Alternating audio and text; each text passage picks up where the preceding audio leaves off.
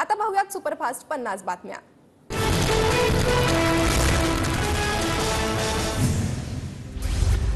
गेल्या वेळी आढळरावांना पाडलं होतं, पण आता निवडून आणायचंय। शिरूरमधील सभेत अजित पवारांचा निर्धार। रांजणगाव एमआयडीसी परिसरात वेडेवाकडे प्रकार करणाऱ्यांना आचारसंहिता संपल्यानंतर सरळ करतोच। अमोल कोल्हेंचं नाव न घेता अजित पवारांचा दम।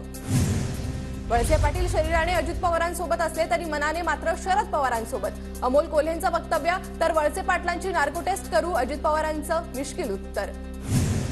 शरद पवारांनी 10 उमेदवार उभे केले, एकही निवडून येणार नाही। राधाकृष्ण विखेंची शरद पवारांवर टीका। 13 तारखेला सर्व बोलघेवड्या लोकांचा बंदोबस्त करा, विखेंची टीका। सुप्रिया सुळे आणि सुनेत्रा पवारांना निवडणूक आयोगाची तिसरी नोटीस। दोन्ही उमेदवारांच्या निवडणूक खर्चात मोठी तफावत असल्यानं तिसरी नोटीस बजावली। शिरूरचे उमेदवार अमोल कोल्हे आणि आढळराव पाटलांना निवडणूक आयोगाची दुसरी नोटीस। तातडीने निवडणुकीतील खर्चाचं स्पष्टीकरण देण्याचे आदेश। शिरूरमधील अपक्ष उमेदवार मनोहर वाडेकरांचा अमोल कोल्हेंना पाठिंबा। शिरूरचे अपक्ष उमेदवार मनोहर वाडेकरांना तुतारी हे चिन्ह मिळालं होतं। निलेश लंकेंना मीच पक्षात आणलं होतं। लंके काळे की गोरे हे शरद पवारांना माहीतही नव्हतं। एकदा निष्ठा ठेवल्यावर निष्ठेनेच राहावं, अजित पवारांचा लंकेंवर निशाणा। जालन्यातील घाटनांद्रा गावात अब्दुल सत्तार आणि रावसाहेब दानवेंविरोधात घोषणाबाजी। महायुतीची प्रचार सभा सुरू असतानाच घोषणाबाजीचा प्रकार। पंकजा मुंडेंच्या ऑडिओ क्लिप प्रकरणात निवडणूक आयोगानं चौकशी करावी। महाविकास आघाडीचे उमेदवार बजरंग सोनावणे यांची मागणी। तर चुकीच्या गुन्ह्यामध्ये माझं नाव जोडलं जात आहे, त्याचीही चौकशी करा, सोनावणेंचं वक्तव्य।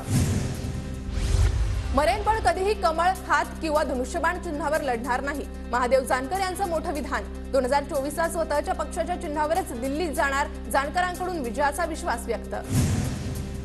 घटना बदलणार म्हणजे आरक्षण जाणार, घटना बदलणार आहात की नाही याचा खुलासा पंतप्रधानांनी करावा। प्रकाश आंबेडकरांची पंतप्रधान मोदींकडे मागणी। उद्या पंतप्रधान मोदींची नंदुरबारमध्ये जाहीर सभा। नंदुरबारमधील अहिंसा शाळेजवळ 55 एकर परिसरात होणाऱ्या सभेसाठी जोरदार तयारी। हिना गावी त्यांच्या प्रचारासाठी मोदींच्या सभेचं आयोजन। काँग्रेस नेत्या प्रियंका गांधींचा आजचा महाराष्ट्र दौरा रद्द। महाविकास आघाडीचे उमेदवार गोवाल पाडवींच्या प्रचारासाठी नंदुरबारमध्ये जाहीर सभा। बीडमधील आष्टीमध्ये आज मनोज जरांगे पाटलांची सभा। संध्याकाळी 6 वाजता 100 एकरमध्ये सभेचं आयोजन। लोकसभा निवडणुकीच्या पार्श्वभूमीवर उद्धव ठाकरेंची सामना वृत्तपत्राला मुलाखत। रविवारी आणि सोमवारी 2 भागात मुलाखत प्रकाशित होणार। पुणे लोकसभा निवडणुकीसाठी विदर्भातील काँग्रेसचे 10 आमदार पुण्यात तळ ठोकून बसणार। यशोमती ठाकूर, सुनील केदार, अभिजित वंजारी, नाना पटोले इत्यादी आमदार 5 दिवस पुण्यात असणार, पक्षाला रोज रिपोर्ट देणार। पुण्यात काँग्रेस उमेदवार रवींद्र धंगेकरांना आझाद समाज पार्टीचा पाठिंबा। रवींद्र धंगेकरांच्या विनंतीनंतर आझाद समाज पार्टीचा पाठिंबा। अहमदनगरच्या श्रीरामपूरमधील सभेत राधाकृष्ण विखे पाटील आणि स्नेहलता कोल्हे एकाच मंचावर। महायुतीच्या प्रचार सभेत पहिल्यांदाच दोघे एकत्र। अंतर्गत कलहामुळे स्नेहलता कोल्हे नाराज होत्या। पालघरमध्ये शिंदे गटाचे प्रकाश निकम यांचं वादग्रस्त वक्तव्य। वाढवण बंदराला विरोध करणारे दलाल असल्याचं वक्तव्य। संघर्ष समितीकडून निकम यांच्या वक्तव्याचा निषेध, तर महायुतीच्या उमेदवाराला मतदान न करण्याचा बंदर विरोधी समितीचा निर्णय।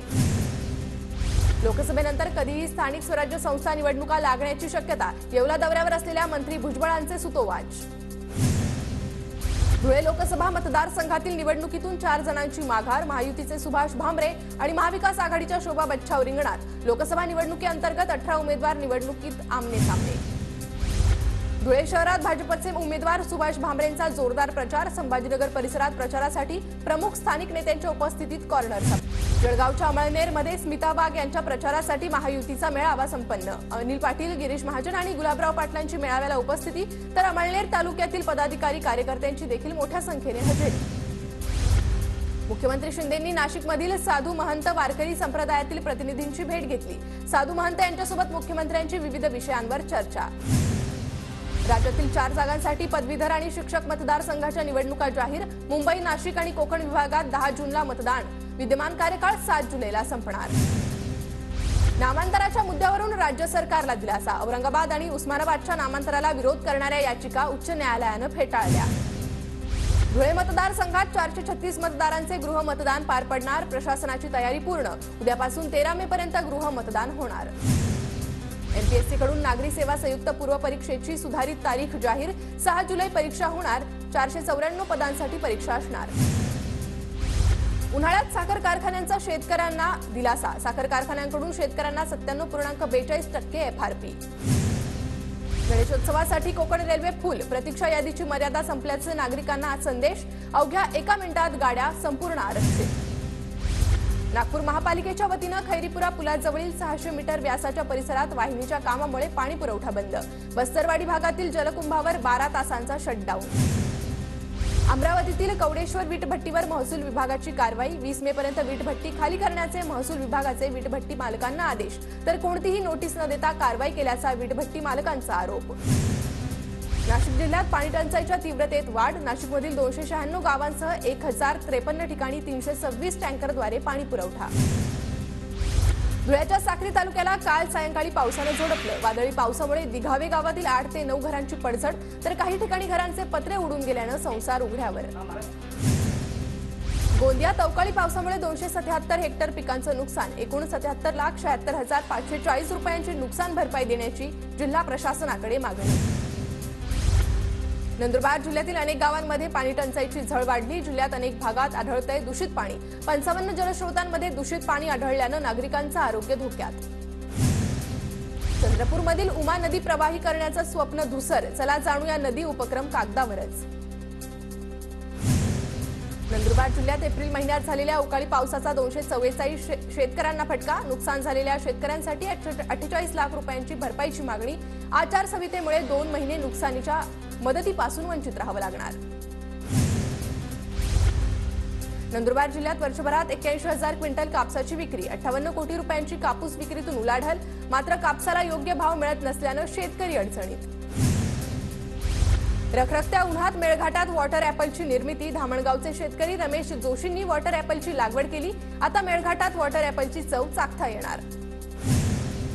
परभणीत केवळ एका कंपनीच्या रासायनिक खतांच्या दरांमध्ये 200 ते 250 रुपयांची वाढ. इतर कंपन्यांचे दर स्थिर. दरवाढीच्या भीतीनं शेतकऱ्यांची खतं खरेदीसाठी तारांबळ उडाल्याचंही चित्र. बुलढाण्यात रब्बी ज्वारीला हमीभाव मिळत नसल्यानं शेतकरी संतप्त. तहसील कार्यालयासमोर ज्वारीचा लिलाव करत शेतकऱ्याचं आंदोलन. ज्वारीला योग्य हमीभाव देण्याची मागणी. अमरावती जिल्ह्यातील दर्यापूर शहरातील मोहिनी रेस्टॉरंटवर दगडफेक करत चाकू हल्ला करण्याचाही प्रयत्न. मद्यप्राशन केलेल्या तरुणांकडून हॉटेलची तोडफोड. पुण्यातील दिवळे गावात पोलीस असल्याची बतावणी करत कांदा विक्रेत्याची लूट. तर दुसऱ्यानं गाळ्यातील चैन हिसकावून पळ काढला. राजगड पोलीस ठाण्यात दोघांविरोधात गुन्हा दाखल. नांदेडमध्ये निवृत्त कर्मचाऱ्यांवर गोळीबार करून लुटमार करणारे दोघं पोलिसांच्या ताब्यात. चाकू पिस्तूलसह 4 लाखांचा मुद्देमाल जप्त. नांदेड पोलिसांची मोठी कारवाई. वाशिममध्ये पोलीस प्रशासनाची व्यापारी, ज्वेलर्स तसेच बँक अधिकाऱ्यांसह बैठक. सुरक्षेच्या दृष्टीनं उपाययोजना सुचवल्या. गोंदियात अपघातांच्या संख्येत वाढ. मागच्या 5 वर्षात 624 जणांचा अपघातात बळी. रॉंग साईडनं वाहनं चालवण्याचं वाढतंय प्रमाण. वाशिममध्ये दारूच्या नशेत चालकानं नगर परिषदेचा टँकर घरात घुसवला. शहरातील राजनी चौकातील घटना. घरमालकाच्या घराचं मोठं नुकसान.